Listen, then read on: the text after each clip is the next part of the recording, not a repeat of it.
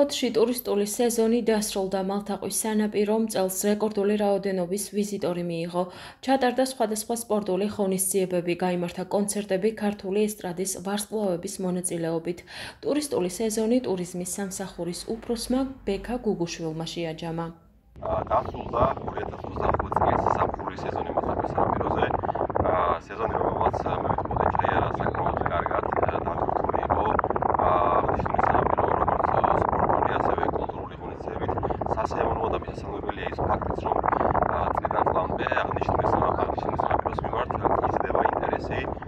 წელს ყავდა რეკორდული დამსვენებელი, ესე ვიტყოდი.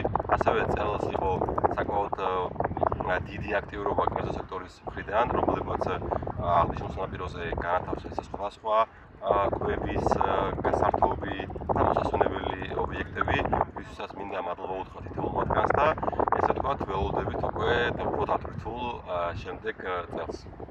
აღსანიშნავია, რომ წელს მალთაყვის სანაპიროზე ყველა პირობა იყო შექმნილი იმისთვის, რომ ვიზიტორებს კომფორტულად დაესვენათ.